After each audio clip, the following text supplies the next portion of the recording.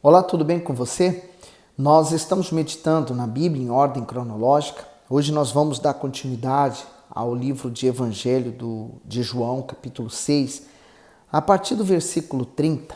Só lembrando tudo aquilo que aconteceu, né? Primeiro que Jesus fez a multiplicação dos pães e peixes, aquela multidão que presenciou aquele milagre extraordinário foi em busca de Jesus e ele falou a verdade para elas. Falou, vocês vieram me buscar não pelo que eu tenho a falar, mas por aquilo que eu fiz. Né? Eles queriam saciar de novo a fome deles, ou queriam que Jesus os sustentasse.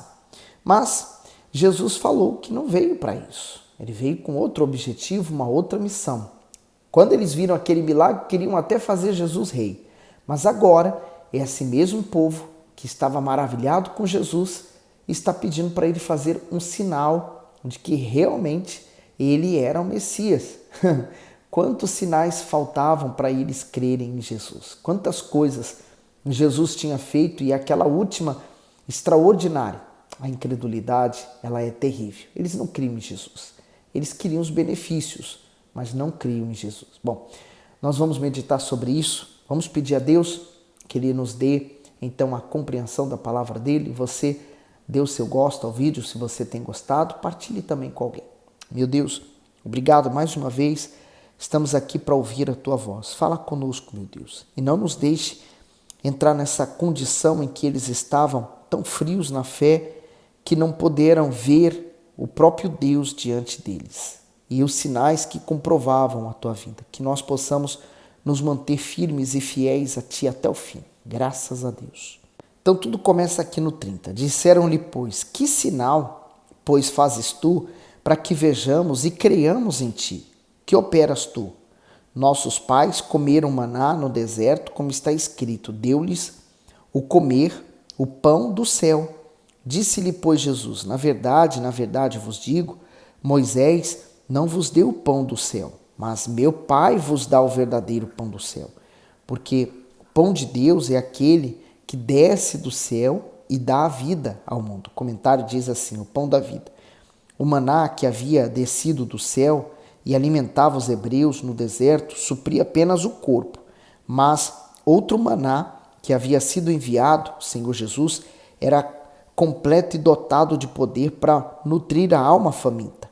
Por essa razão, o pão da vida é infinitamente maior que o alimento do deserto, pois traz plena satisfação espiritual. Deus enviou seu Filho como o sustento essencial a todas as pessoas. Sem ele, o ser humano vive não somente faminto e perdido neste mundo, mas também desprovido do alto privilégio da salvação.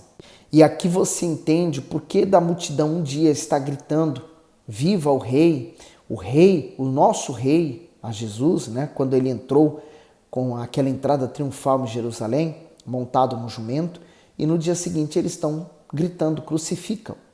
Porque eles são inconstantes. A pessoa que não nasceu de Deus, ela é inconstante, ela não consegue perseverar no mesmo pensamento, numa mesma ideia, e ela não consegue ver os erros que ela está cometendo, a não ser que ela se arrependa e com humildade ela se achegue a Deus. Então, olha só, eles esqueceram que os próprios pais deles que disseram que comeu do pão no deserto, que reclamaram daquele pão. Quer dizer, eles tinham fome da barriga, mas não tinham fome de Deus. Achavam-se que estavam bem. Quantas pessoas hoje estão vivendo da mesma forma, né?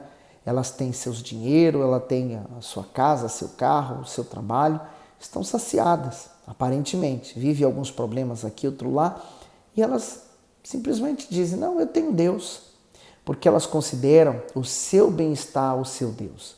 Mas quando isso acabar, quem é que vai suprir, né? Deus, ele está presente na vida eterna. E é o que Jesus veio trazer para aquele povo. Eles não entendiam que Jesus era o pão que veio dos céus. E ele alimentava não o corpo, mas a alma. E aí ele disse no 34, disseram-lhe, pois, Senhor, dá-nos sempre desse pão.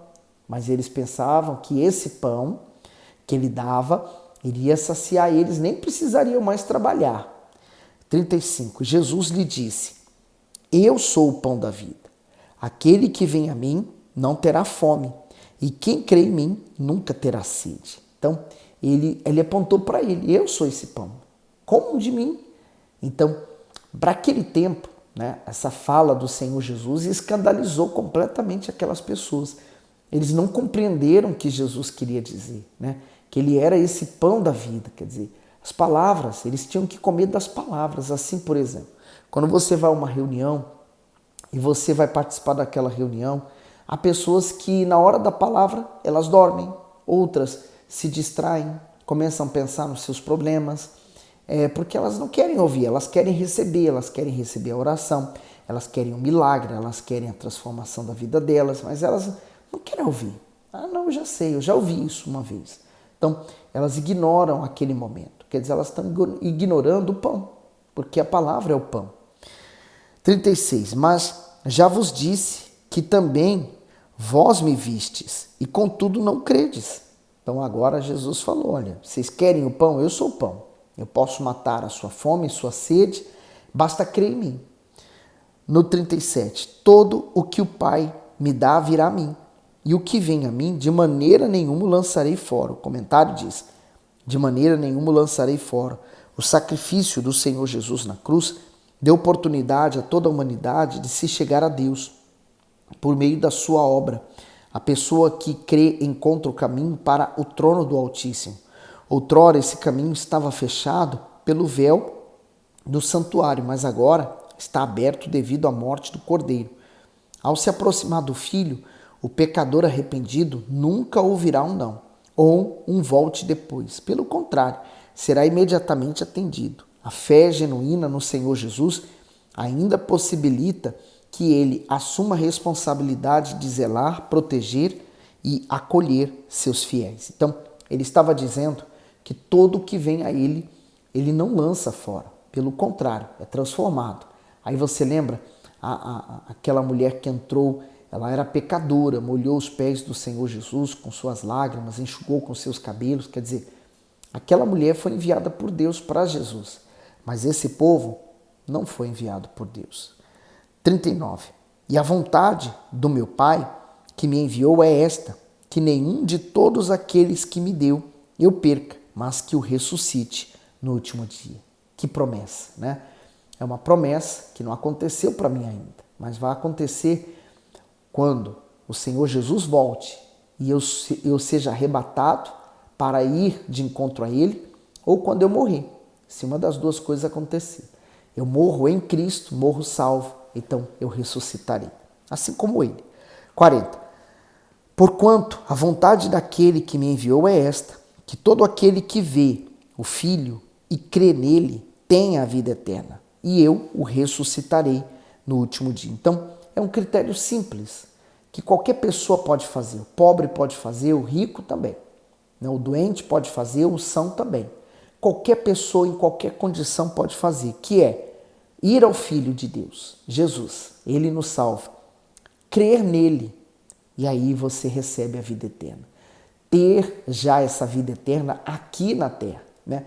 Por isso que aqueles que se convertem, se entregam ao Senhor Jesus, passam a desfrutar da vida eterna em vida, porque eles passam a ter paz.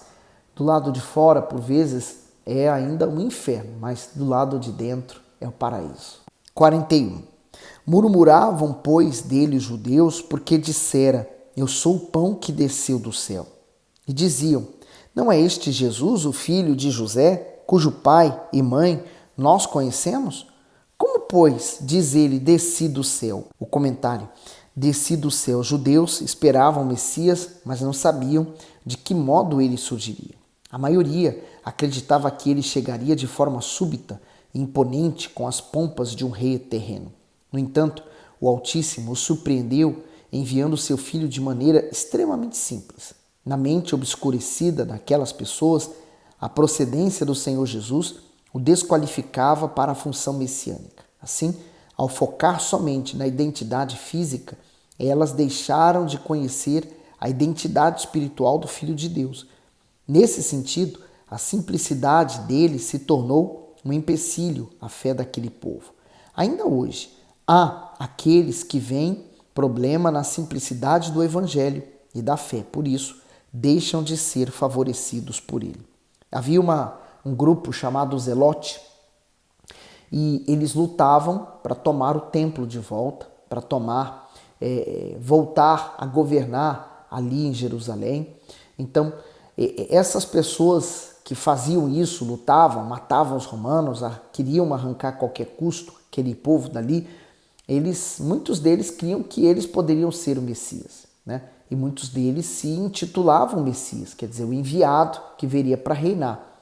Mas Jesus, que não veio lutar, não veio matar ninguém, pelo contrário, ressuscitava, mandava perdoar, dar outra face, dar as duas capas, andar a segunda milha, quer dizer, esse aí está errado. Apesar dos milagres comprovarem que realmente havia algo diferente em Jesus, mas isso não fazia eles crerem, porque eles queriam uma coisa e Jesus veio dar outra, né? Hoje também as pessoas querem os milagres, querem as bênçãos, mas elas não querem fazer sacrifício nenhum.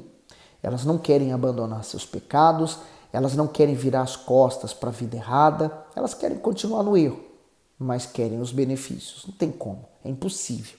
Então, eles acharam ruim porque eles não consideravam Jesus, né? Eles só olhavam as coisas da terra, eles ignoravam completamente a honra a Deus.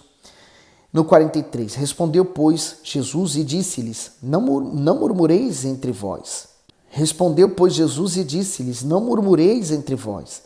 Ninguém pode vir a mim se o Pai, que me enviou, o não trouxer, e eu ressuscitarei no último dia. Está escrito nos profetas, e serão todos ensinados por Deus. Portanto, todo aquele que do Pai ouviu e aprendeu, vem a mim. Comentário: ouvir, aprender e ir. Para atrair o ser humano ao seu ensino, normalmente o Altíssimo usa pessoas e circunstâncias. O alicerce de sua instrução é a salvação concedida por meio do seu Filho. Embora a palavra de Deus possa alcançar a todos, somente aqueles que a recebem com temor e fé são iluminados com entendimento. Mesmo que o precioso sangue do Senhor Jesus seja suficiente para salvar toda a humanidade, só é proveitoso para os que creem. E ele falou, não, mas está escrito isso. Simplesmente está se cumprindo o que foi escrito e vocês não creem. No 46, não que alguém visse ao Pai, a não ser aquele que é de Deus. Este tem visto ao Pai. Na verdade vos digo que aquele que crê em mim tem a vida eterna. Então, por isso que eu falei para você, que quando você se converte, você tem um encontro com Jesus, nasce de novo, você já passa a ter a vida eterna dentro de você. No 48, eu sou o pão da vida. Vossos pais comeram maná no deserto e morreram. Este é o pão que desce do céu, para que o que dele comer não morra. Eu sou o pão vivo que desceu do céu. Se alguém comer deste pão, viverá para sempre. E o pão que eu der é a minha carne, que eu darei pela vida do mundo. Isso aqui escandalizou tanta gente. Porque eles conheciam o maná que veio dos céus, que os pais comiam, não precisaram trabalhar durante 40 anos, porque Deus sustentou. Mas agora o Senhor Jesus está dizendo, eu sou esse pão que desceu dos céus e vocês precisam comer minha carne. Quase que no ouvido deles soou como, sejam canibais, comam da minha carne. Eles não estavam entendendo que comer de Jesus, né, da carne de Jesus, era porque Jesus seria crucificado.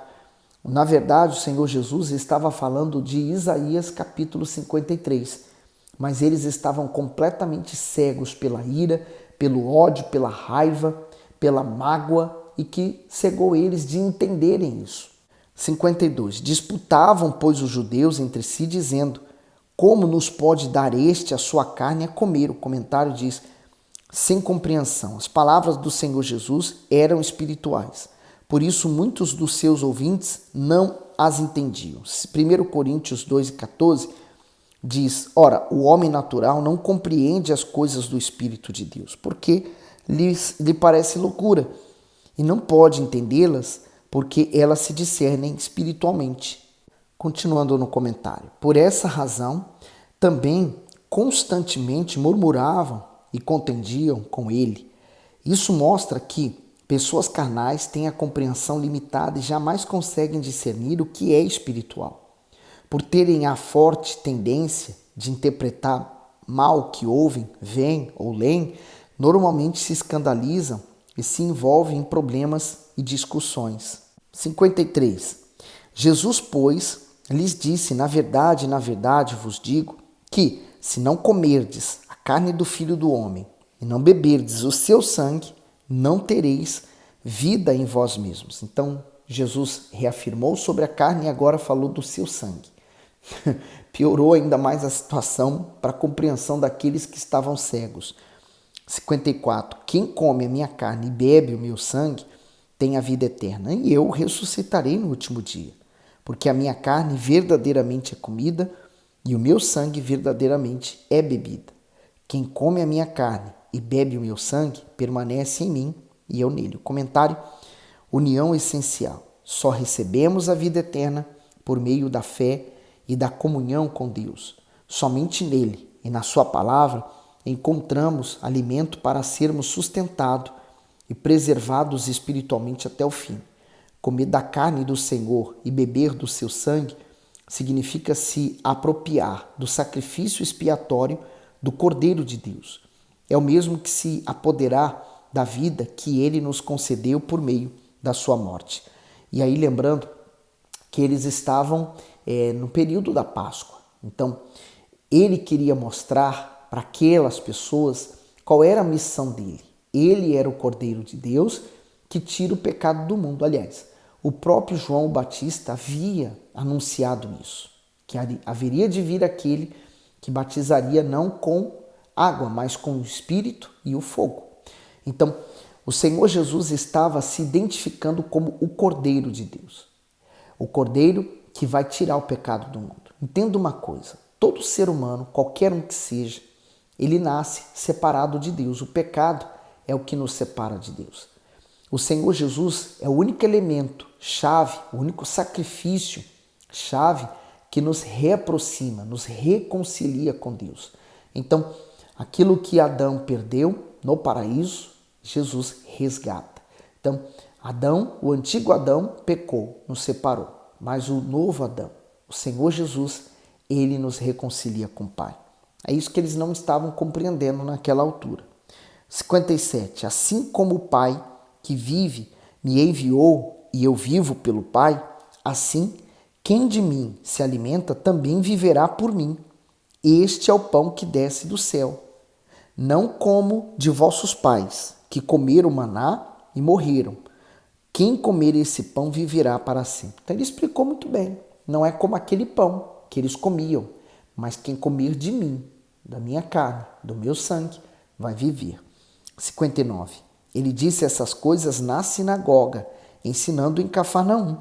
Muitos, pois, dos seus discípulos, ouvindo isto, disseram: duro é este discurso, quem o pode ouvir? O comentário: duro é este discurso. As palavras sinceras do Senhor Jesus foram julgadas como duras e severas, a ponto de provocarem a deserção de muitas pessoas e até de discípulos. Porém, mesmo sabendo que seria abandonado, ele não deixou de pregar a verdade, que os libertaria. O problema não estava na palavra ou na forma como ela foi dita, e sim nos ouvintes dela, que se mantinham com seus corações endurecidos. Eles resistiam por não aceitarem o preço a ser pago, entrega e submissão total ao Salvador. Sabe o que eu acho interessante? É que a mesma palavra que liberta uns, afasta outros, aprisiona outros, no sentido de que elas preferem se manter no pecado, ao invés de aceitarem aquela palavra. Então, os próprios discípulos decidiram, aqueles que eram seguidores dele, decidiram abandoná-lo porque achou duro aquela palavra, não compreenderam e foram embora. Então, imagine, hoje tem tanta gente que se escandaliza: o pastor foi embora, o ciclano não está mais na obra. Bobagem, porque até com Jesus isso aconteceu. 61. Sabendo, pois, Jesus em si mesmo que os seus discípulos murmuravam disto, disse-lhes: isso escandaliza-vos? Que seria, pois, se visse subir o Filho do Homem para onde primeiro estava? O Espírito é o que vivifica, a carne para nada aproveita. As palavras que eu vos digo são Espírito e vida. O comentário: Espírito e vida. Assim, são definidas as palavras do Senhor Jesus, pois elas têm origem na sua união com o Pai. Mas suas palavras só produzem vida em nós quando são compreendidas e absorvidas no Espírito, isto é, quando o Espírito de Deus se revela ao espírito do homem, e não à sua carne. Aquele que se mantém conectado com ele recebe entendimento, força e virtudes espirituais para se manter na fé. Então Jesus mostrou que tudo isso que ele falou era do Espírito. Eles entenderam a carne, mas ele falou, a carne para nada aproveita. Mas ele falou, minhas palavras é espírito e vida. Aquelas pessoas estavam mortas pelos seus pecados, pelos seus delitos, pelo afastamento de Deus. Mas aqueles que ouviam aquelas palavras e se alimentavam delas, estavam recebendo vida, espírito e vida. 64. Mas há alguns de vós que não creem, porque bem sabia Jesus desde o princípio quem eram os que não criam e quem eram os que havia de entregar. E dizia, por isso eu vos disse que ninguém pode vir a mim, se por meu Pai não lhe for concedido. Interessante que depois daquele milagre dos pães e peixes, houve então uma grande dissensão. As pessoas foram embora porque não queriam crer que ele fosse o Messias. 66. Desde então, muitos dos seus discípulos tornaram para trás e já não andavam com ele. O comentário diz assim, tornaram para trás. Aqueles que mantêm sua fé fundamentada somente nos benefícios do Evangelho, facilmente abandonam o Senhor e voltam a viver na incredulidade. Os milagres podem impressionar e até extasiar, mas apenas o novo nascimento pode alicerçar a vida espiritual. As bênçãos são maravilhosas, mas todas acabarão um dia. O único milagre eterno é a regeneração interior, que faz a pessoa se tornar uma nova criatura. E quantas pessoas hoje na igreja estão vivendo exatamente isso, Apesar delas verem milagres e até ter recebido milagres, mas elas não permanecem na fé, perseverando. Por quê? Porque elas não nasceram de novo. Então, elas não têm uma base sólida. E elas também não creem. E se não creem, não vivem aquilo. Para elas preferem viver a vida delas do que viver o Evangelho. No 67, então disse Jesus aos 12, quereis vós também retirar-vos? Respondeu-lhe, pois, Simão Pedro, Senhor, para quem iremos nós? Tu tens as palavras da vida eterna. E nós temos crido e conhecido que tu és o Cristo, o Filho do Deus vivente. Comentário, para quem iremos? Pedro responde à pergunta do mestre com outra pergunta e assim faz uma profunda declaração de fé. Onde mais o pecador pode encontrar perdão e salvação, senão no Senhor Jesus? Somente nele a alma aflita encontra amor, cuidado e abrigo. O discípulo afirmou que considerar as palavras do Senhor e ser leal a ele asseguraram a salvação. Portanto, o mundo oferece muitas palavras, ideias, mas além de elas produzirem efeitos momentâneos, causam ilusão, desapontamento. Somente nas Sagradas Escrituras encontramos o caminho para a vida eterna. E essa é uma das revelações mais profundas que Pedro fez, e creio que sim, foi o Espírito Santo que o revelou naquela altura. Porque ele falou, para quem iremos? As pessoas, elas servem a outros deuses com uma facilidade. Por exemplo, as pessoas, elas têm uma facilidade de servir os outros, elas têm uma facilidade de seguir outros ensinamentos, fazer o que é errado, Para ela fazer o que é errado, ela faz numa facilidade, mas para obedecer é um custo e é natural, Sempre o que é mais valioso é mais caro, então vai exigir mais sacrifício.